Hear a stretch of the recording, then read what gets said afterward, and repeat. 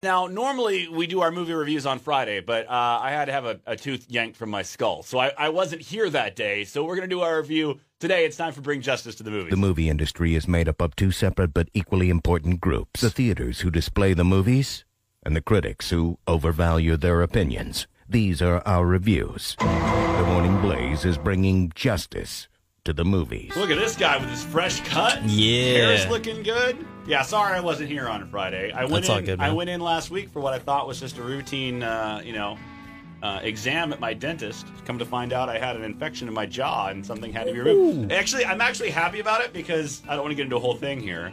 But for the last, 6 months, I've been getting really dizzy all the time. And I couldn't figure I was starting to worry about it. Oh, that was why? Turns out that might be why. There's been an infection in my head. So go figure. So makes sense. Hopefully that's all it was. Either that or it's a tumor. So the movie we watched last week was the sequel to Coming to America, to America 2. I did watch this movie. I was excited about this movie, but I also have a fondness for the original that I know you don't really have or didn't have going in. So let's start with what your thoughts were. Eddie Murphy, Arsenio Hall, Coming to America 2.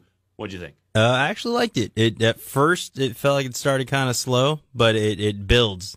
Definitely, I think, if you, I guess, weren't necessarily a big fan of the first one. I don't not like the first one. I want to clarify that. I do like it. Okay. I rewatched it. It's good. And yeah, the second one, it takes a minute, and then to me, it kind of crescendos up, and it's enjoyable. Here's what I've noticed from reading other people's reviews, and this was kind of my thought on it, too. First of all, I really did like it. But again, I really liked the first one. And I'm glad you said that you watched the first one before watching the second one, because I kind of feel like that's necessary. Not from a story standpoint, because I don't think the story is relevant at all. I think that's some of the hate that I'm seeing from some people who didn't like it. The story doesn't really hold together a whole lot. I'm not going to spoil what it is, but the whole movie really, to me, was a fan service, and the funniest parts about it were the things that referenced the first movie. So if you've never seen the first one and you're watching this, I kind of think a lot of the jokes are going to go right by you, and you're not going to know.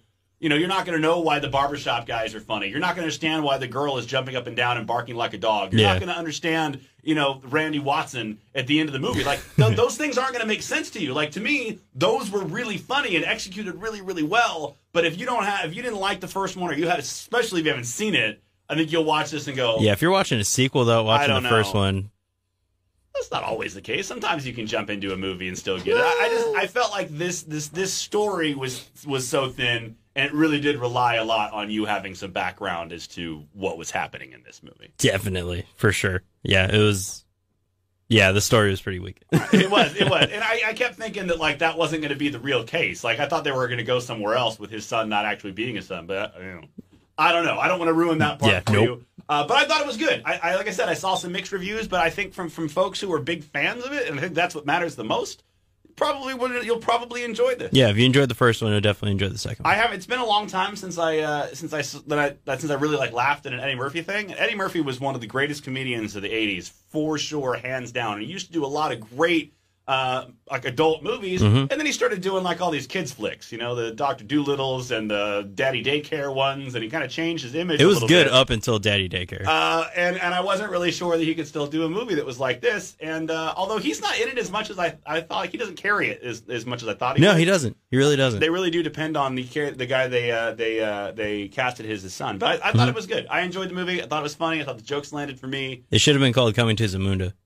It should have been called Coming to Zamunda. That's true. Literally, they're in America for I don't know, maybe 15 minutes. I'd be willing to bet that somewhere in a production meeting that was something that was thought about, but no one would know what that means if you're trying to think. All right, well, Coming to America 2, I liked it. Yeah, I enjoyed it. For kids that know Eddie Murphy as Donkey, you may not like it, but don't bring your kids to watch Coming to America 2. All right, well, you'll be back tomorrow to pick a new movie for this week, and we have a lot of things to talk about because this is going to be a big week for me. I've been excited for this Snyder cut of Justice League, so we'll talk about that. Oh, way to tell them what we're doing. Well, I didn't know if we're doing that. I'm just going to try to. This is me hedging, but I'm going to try to talk you into that tomorrow. Justice, well done, sir. Thank you. Make a rash decision every morning. If you like that bit, don't miss the show weekday mornings from 6 to 10. And if you didn't, we'll try harder next time. Oh, also, follow, subscribe. You know the deal. Rash, because someone has got to bring order to the chaotic mess that we call life. Weekday mornings on 105.1 The Blaze.